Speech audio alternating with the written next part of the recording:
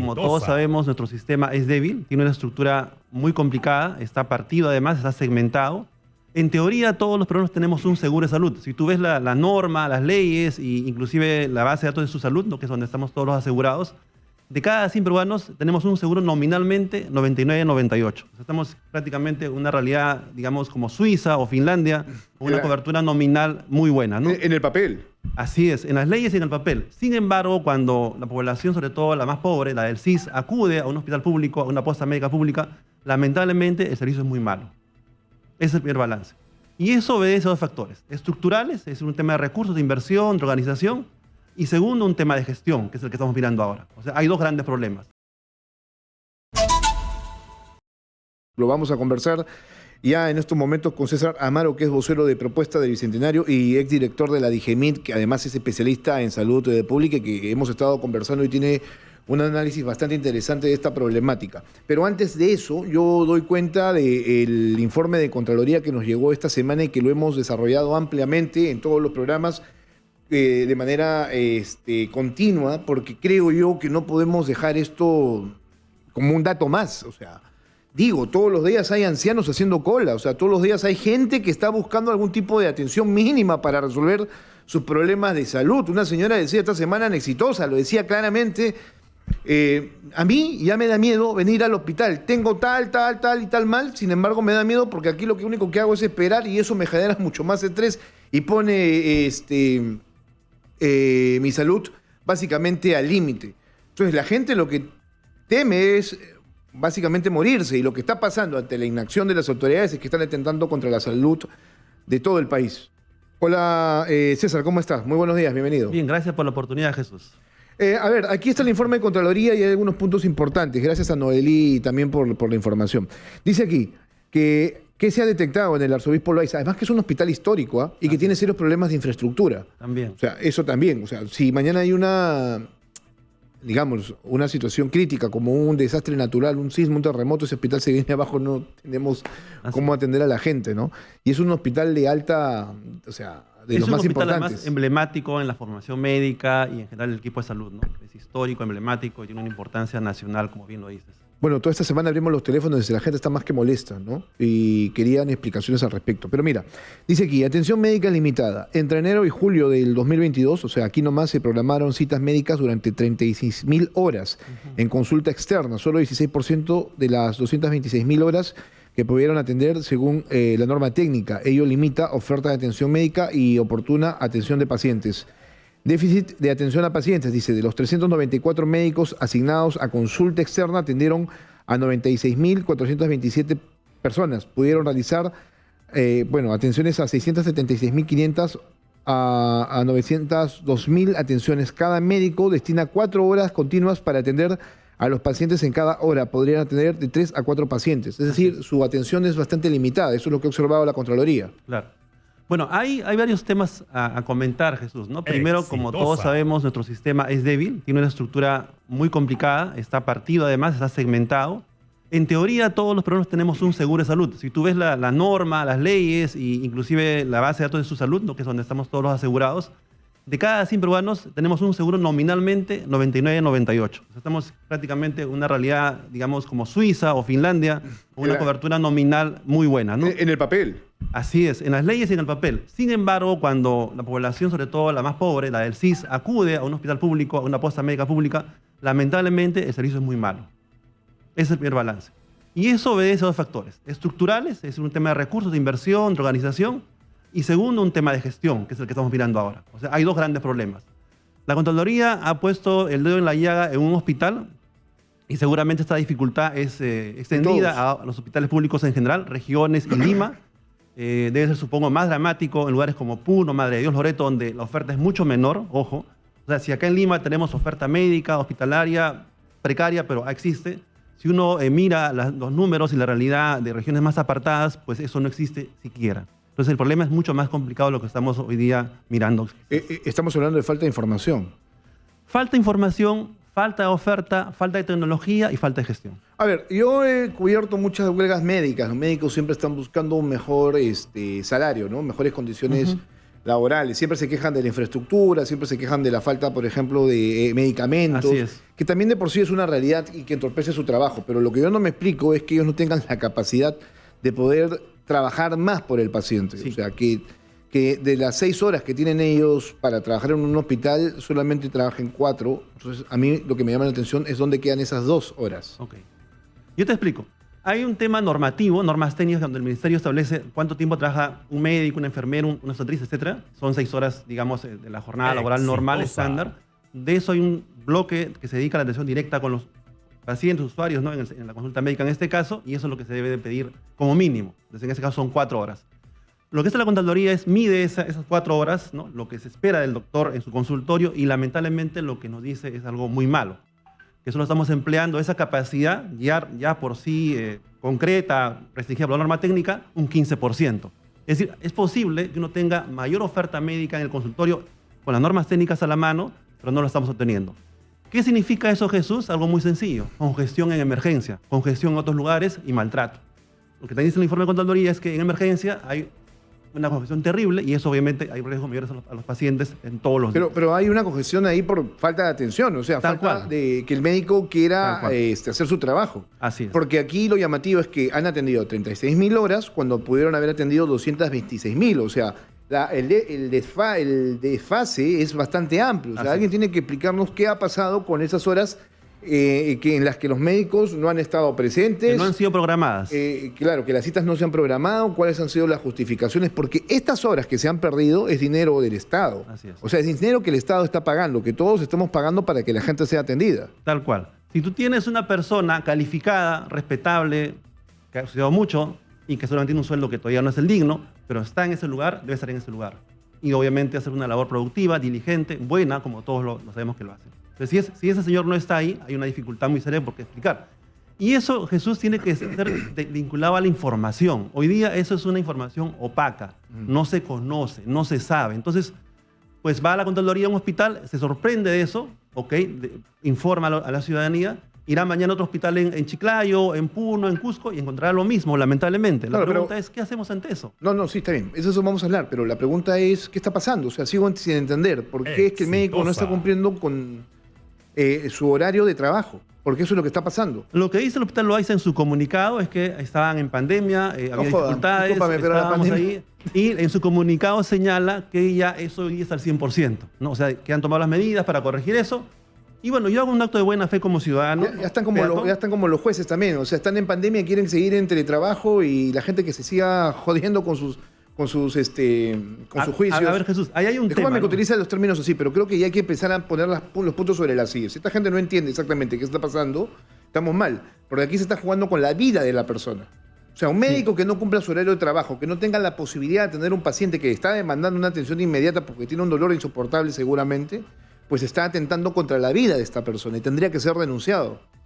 La dificultad es mayor, Jesús, porque ese problema no es solo en el hospital, es en toda la red pública. Porque hoy día no tenemos la garantía que el doctor o la enfermera o el farmacéutico o el odontólogo esté en su lugar de trabajo y sea transparente para que uno acuda con tranquilidad a esa posta médica, a ese hospital. ¿Qué cosas generan en el país? Y quiero tocar ese tema para que lo veas en contexto, ¿no? Al tener un sistema de salud primario muy débil, las personas, ¿a dónde acudimos? Al hospital. Y eso es todos los días, lamentablemente. Entonces, eso no es normal. En un país decente, básico, elemental, hablamos de Chile, de Colombia, de Ecuador, o sea, no hablamos de potencias mundiales, los vecinos del costado nada más, es lo normal ir al primer nivel y el doctor me referirá al especialista en el OAS, en el 2 de mayo, cuando corresponda. Claro, Así pero- lo congestiono. A ver, pero el primer nivel también está completamente descuidado, prácticamente Así es. no existe. Así es.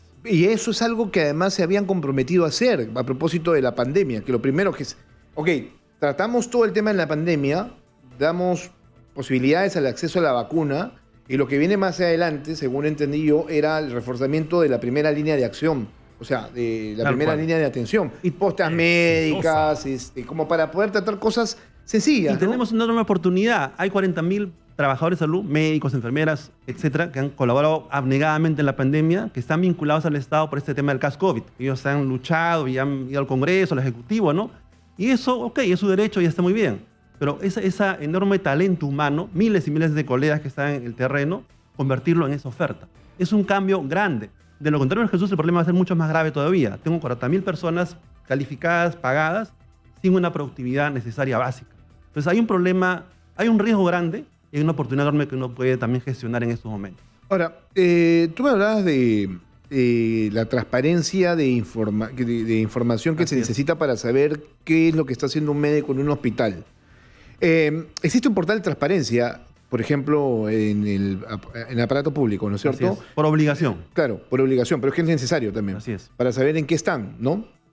El presidente de la República, por ejemplo, tú sabes con quién se ha reunido, Tiene las su horas, agenda. el Congreso de la República, tú Como sabes. todo funcionario, como debe ser. Y ministros y todo lo demás, ¿no? Para evitar, por ejemplo, lobbies Así es. y que se produzcan problemas mayores.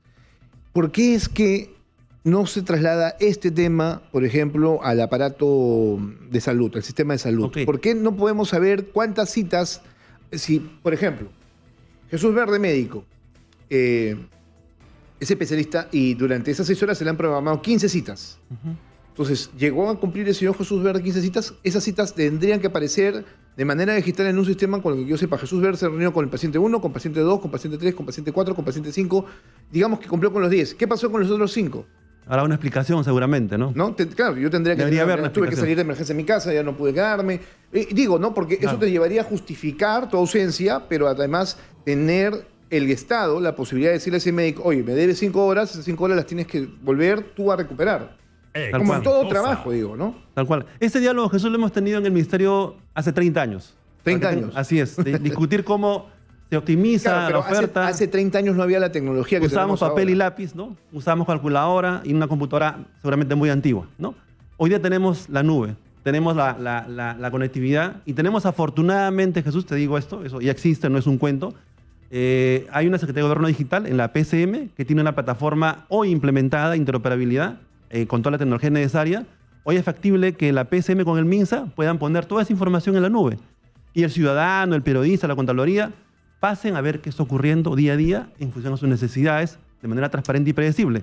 La Contraloría inclusive podría, porque hace labores puntuales, ¿no?, en terreno, lo cual está muy bien, entrar a una onda más digital. No mirar el dato aislado en el hospital, sino ver la información transversal y ver qué está ocurriendo y a Ahora, partir de eso generar un tipo de control. La Contraloría tiene ahora capacidad de fiscalización, o sea, Total. sancionadora, ¿no? Pero tendríamos que migrar a un modelo digital nuevamente. O sea, el ciudadano, el No, pero periodista, y quien sea, ver el eso. gobierno digital ya no tendría que ser una, digámoslo, a lo que aspires, ya tendría que ser una realidad. Digo, esto no es de ahora. y te voy a- Estamos hablando de gobierno digital desde hace más de 10 años. Con la aparición de las nuevas tecnologías, tú tendrías que tener todo. Mira, en el caso de la salud, por ejemplo, tú tendrías que tener no solamente las citas o todo el sistema digitalizado, sino, por ejemplo, yo tendría que tener mi historia clínica La clínica electrónica. subida a la red para que no solamente ese médico lo vea, sino para que todos los médicos del país Tal puedan cual. tener Eso una es, opción. eso es más complicado. Y sé que él me hace una ruta al respecto interesante. Igual, Pero de eso se habló en un retrasada. momento. Yo recuerdo perfectamente porque Total, fui parte de total. esa discusión respecto a lo que debería ser, no solamente el tema de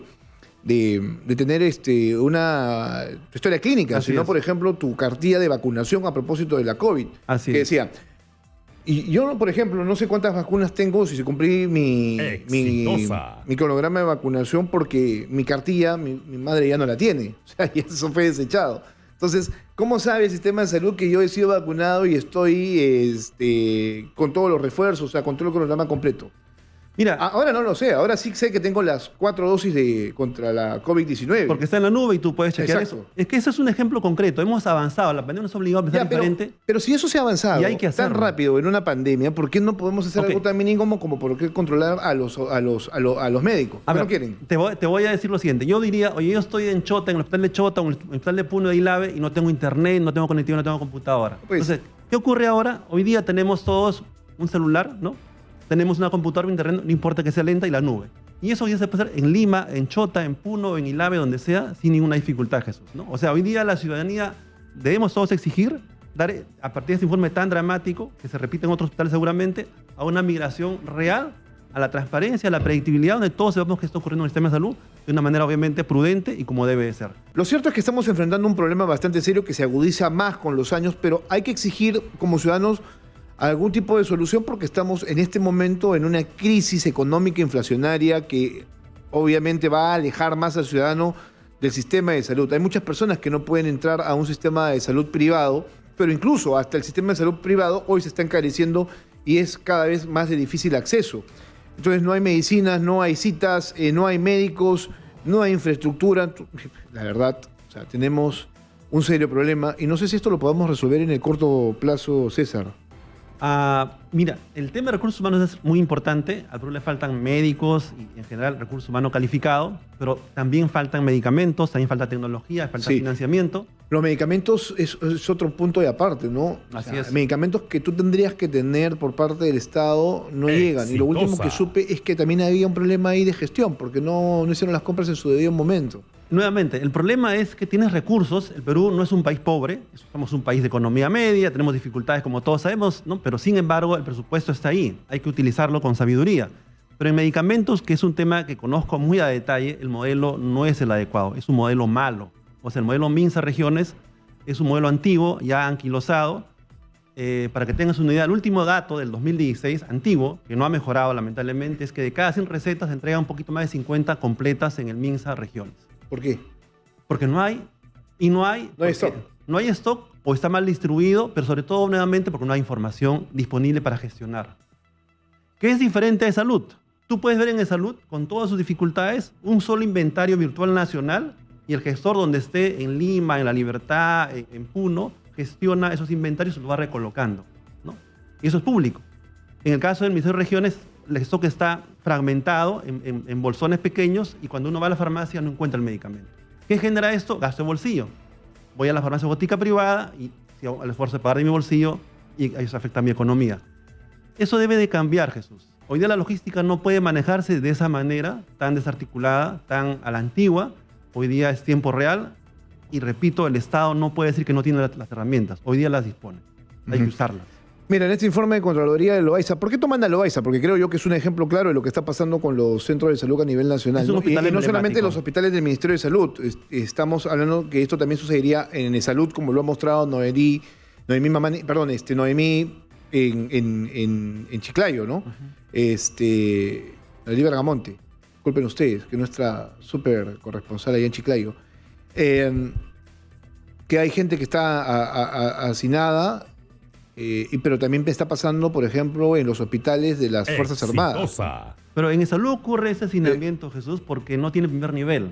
O sea, lamentablemente es un sistema de aseguramiento contributivo con hospitales importantes, pero sin una buena primera línea. Entonces, ¿qué hacemos los asegurados de frente al hospital? ¿A dónde? A la emergencia. Y en feriado, con mayor intensidad todavía, porque no tenemos consulta externa en días como hoy. Entonces, de ese modo, esas piernas débiles hacen que hay un riesgo enorme en los hospitales. Pero eso también tendría que haberlo identificado de salud, digo.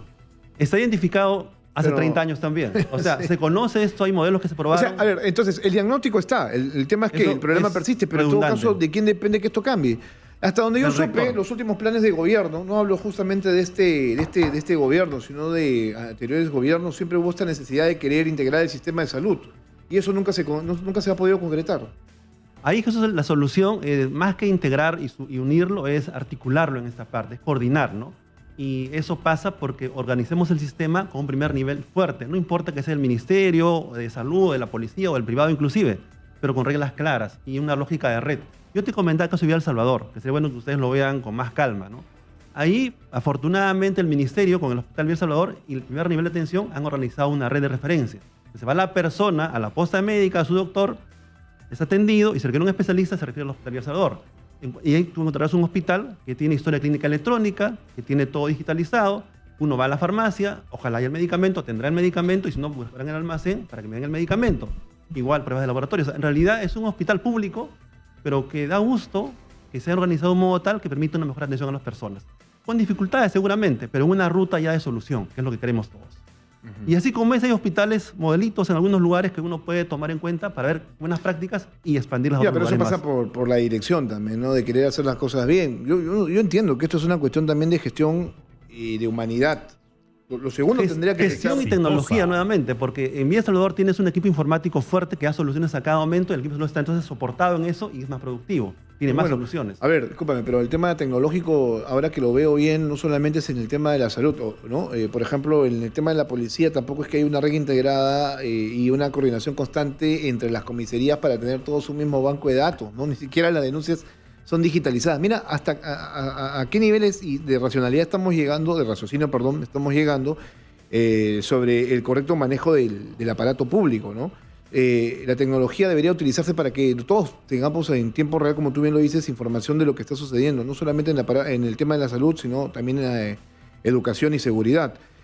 Loaiza, según este informe de Contraloría, dice lo siguiente: congestión en servicios de emergencia. El servicio de emergencia realizó en promedio 5 atenciones de emergencia por cada 10 atenciones en consulta externa, superando el estándar, situación que podría afectar la oportuna atención de los pacientes graves con gravedad extrema y urgencia mayor, prioridades 1 y 2. Dice además, excesivo tiempo en la sala de observación. Los pacientes permanecen en sala de observación del servicio de emergencia durante 2.8 días en promedio.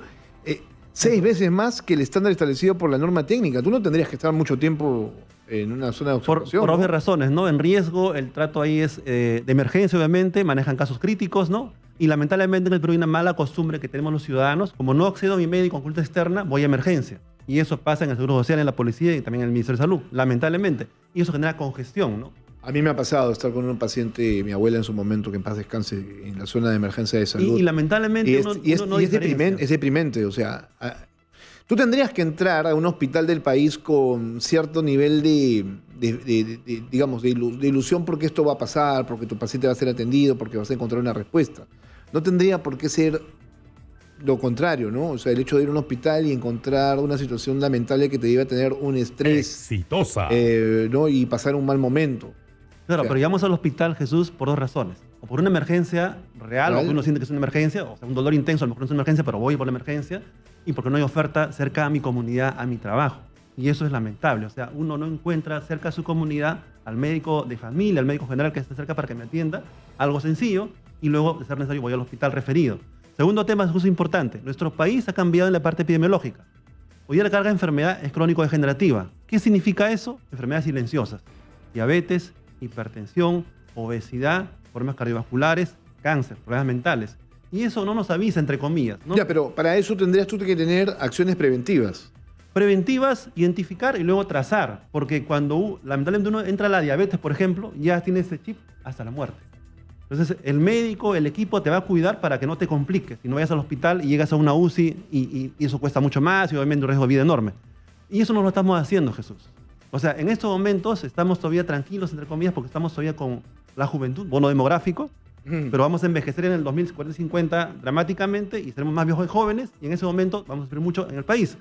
Y hoy día, repito, está instalándose estos problemas crónicos generativos y el Estado no está asumiendo un rol proactivo para prevenir este escenario instalado hoy. Claro, por ejemplo, el tema del cáncer, ¿no? Que es tan complejo de tratar. Se dice que cuando alguien, una persona, un integrante de la familia tiene cáncer, no solamente enferma él, sino toda la familia. Así es. Pero no solamente enferma a toda la familia, sino que empobrece toda la familia. Entonces entiendo yo que hay todo este mecanismo para un seguro universal del cáncer, pero hasta ni eso siquiera la ley del cáncer es ambiciosa en el país. Se ha implementado. Y ¿no? te comento Falta algo. presupuesto. Falta de presupuesto, falta de organización y nuevamente falta de gestión para hacer cosas. Te pongo un solo ejemplo concreto. Hoy día el INEN, si vamos al INEN, que es un hospital que es organizado históricamente bien, ¿no? Tiene un equipo fuerte interno y tiene 1000 cosas alrededor que hacen que sea un hospital muy demandado, van a asegurar el seguro social de salud. Pero ¿qué hacen estos señores de seguridad de salud? Pagar de bolsillo. Porque no son CIS.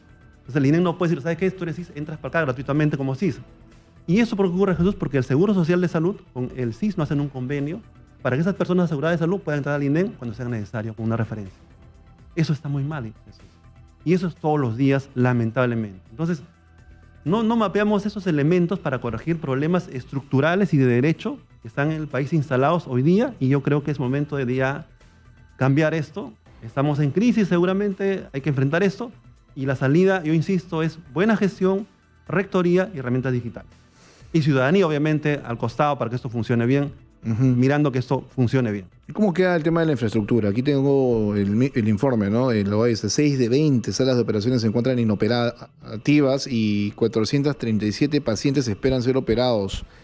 Ello genera riesgo para el adecuado y oportuno tratamiento quirúrgico para la salud de los pacientes. Hay una brecha de inversión en el país enorme, que eso está documentado lamentablemente, pero yo pongo un punto más que no es muy visible. Se llama plan de mantenimiento, Jesús. Claro, yo hasta hace 10 años tenía que la brecha era no más. más de 10 años, 15. Tenía algo así como que la brecha en infraestructura era más de 33.000 millones. Entiendo yo que esto debe haberse hasta triplicado el día de hoy. El informe del MINSA de hace pocos meses dice que el 90% de la infraestructura del Estado está en malas condiciones. Pero yo quiero ir a un punto previo, Jesús. Cuando hablamos de sala de operaciones, muchas veces es porque la lámpara dialítica está en mal estado, tal o cual el equipo no se mantuvo. Entonces, hay una cosa básica en gestión que se llama plan de mantenimiento, que hacemos antes del siguiente año. Si el gestor no hizo eso, presupuestalmente no existe. Por tanto, no hay mantenimiento y la sala la cierra. Yo no sé el caso de Loaiza, obviamente no puedo calificar ese tema interno en el hospital, pero lo más probable, en general, que eso lo he visto muchas veces, es que no hay ese plan de mantenimiento. Y el equipo se deteriora, se inutiliza, y eso genera malas prácticas también, porque uso oferta privada, lamentablemente. Claro, digamos que un aparato que tú podrías utilizarlo constantemente y si se malogra reemplazar las piezas o hacerle mantenimiento, se echa a perder por la desidia, básicamente. Porque no hay plan de mantenimiento, reitero. O sea, en el Estado, el Estado es muy estructurado. Digo, a ver, lo que estamos conversando, y esto hay que ser categórico para que la gente que nos escucha lo sepa, la gente que está en sus casas, en los hospitales, en los mercados, en los restaurantes, no lo sé, llegamos a todo el país, sepa claramente esto, no esta problemática. Esto no es de ahora, esto es un problema constante. No. El asunto es que a mí me sigue sorprendiendo de que hasta este momento nadie, de verdad, se para al frente y encuentra algún tipo de camino para poder darle salud a la gente. O sea, esto es sustancial. Territorio de experiencia personal. Son 30 años que estamos en esta discusión y no lo hemos resuelto. 30 años en, y no sé cómo nosotros, conocimiento. Y yo no sé cómo nosotros hemos enfrentado una situación tan calamitosa como lo que ha sido una epidemia, ¿no? Claro, una pandemia, perdón. La pandemia nos ha dicho que somos resilientes, entre comillas, ¿no? Y yo he dicho que somos torpes e insensibles porque hemos aceptado la muerte como algo normal. Aceptar que uno puede enviar su casa para algo normal, y eso no es correcto. O sea, no hemos cambiado, lamentablemente, ¿no? Entonces, en ese sentido, te pongo el caso de los equipos, ¿no? Si no hay plan de mantenimiento, algo tan sencillo, que es el año anterior, no está en el presupuesto, por tanto, el gestor no puede el siguiente año mantener ese equipo, y se fregó. Y se quedó inutilizado. César, ok, ya. Ahora que recuerdo, te dejé una pregunta antes de irnos a la pausa que creo que es importante. ¿Y los médicos qué dicen de todo esto? Porque hasta ese momento yo no he escuchado a los del colegio médico. Están de viaje, dicen, ¿no? Pero yo creo que el colegio médico es más que una sola persona. Deberían haber 2, 3, 4, 5 que sean voceros. No creo que todo el mundo esté viajando, porque esta es una situación dramática que los involucra directamente a ellos. Bueno, yo no puedo hablar por los colegas médicos. Sí puedo decir que agradezco mucho a todo el equipo que enfrentó la pandemia con su vida. Y sí pido obviamente que los dirigentes del cuerpo médico tomen esto con mucha responsabilidad, asuman ese reto que es muy crítico y que obviamente con los ciudadanos, con la academia, con la prensa, pues tengamos una agenda común de transparencia, de mejor atención y también que el Estado obviamente dé recursos, porque si no hay eso, evidentemente esto no cambia, ¿no? Hay un reto pendiente ahí. Claro, pero a ver, en los últimos años el presupuesto para el sector salud ha sido bastante alto, ¿ah? Ha ido aumentando. Pero aún, Jesús, nuestro ratio está por debajo de Chile, Colombia, lamentablemente. O sea, ha aumentado, eso es cierto, pero el ratio es inferior al per cápita asignado en otros países vecinos. Claro, ahora, entiendo yo también que se aumentó el presupuesto porque tenías que comprarme vacunas. Pero ahora también. Pero también que tienes un stock importante, ¿no? También antes tenías más presupuesto y eso está bien, ¿no? Pero el tema, yo insisto, y esto estamos de acuerdo, creo yo, y el informe lo dice claramente, no es un tema solo de dinero. Más dinero se necesita. Pero se requiere más gestión y se requiere más trazabilidad. Porque el dinero llega y si lo mal utilizo, no hay resultados. Y eso es lo que está ocurriendo hoy día en el Estado, lamentablemente. La trazabilidad, ¿no? Esto tendría que ser, digamos, una constante. Centros de costos, transparencia, gestión de compras, pero compras tiene un rol importante. ¿Qué hace el Ejecutivo? ¿Qué has notado que haya hecho correctamente en este último año de gestión? Es una pregunta un poco complicada de responder. Puedo decirte, por ejemplo, que en la agenda digital internamente esfuerzos grandes que están haciendo los informáticos del Ministerio con el Ministerio. ¿Pero que son esfuerzos aislados? Son esfuerzos todavía, digamos, de perfil bajo. Yo lo que sugiero a mis colegas del Ministerio es que esa agenda se ponga en la mesa y junto con la PCM haga una agenda transformadora que hoy día debemos hacerla y pronto. Eso no se exporta más realmente. No, sí, en el Congreso obviamente que esto que les importa un pepino, porque no están legislando en mejoras. Claro, tú deberías coger el problema como legislador o grupo de legisladores y decir, bueno, ya, ok, pedirle al gobierno que declare la emergencia, que una vez más... El tema no es declarar en emergencia, el tema es una agenda de cambio con hitos Pero tendría que partir del Congreso también, ¿no? Obviamente, para poder, obviamente. Ya, ok, este es el problema, es grande, sí, pero vamos avanzando por etapas, ¿no? Totalmente. Hay una agenda digital en MINSA que es interesante, pero hay que decir, pautearla. Oye, año 1, año 2, ¿no? Y así, claramente, con transparencia, saber que eso está cambiando. Porque eso no puede ser así, seguir así, Jesús. Esto nos va a costar muchísimo en poco tiempo. Ya hoy nos cuesta muchísimo y en poco tiempo es mucho más porque, repito, vamos a envejecer pronto como nación y eso va a golpear a todos los peruanos de una manera enorme en pocos años. Bueno, Pero vamos con ánimo a cambiar esto. No, sí, claro que sí. Eso tendría espero yo, a llegar a viejo y recurrir a un hospital y no tener que morirme en la búsqueda de una cita.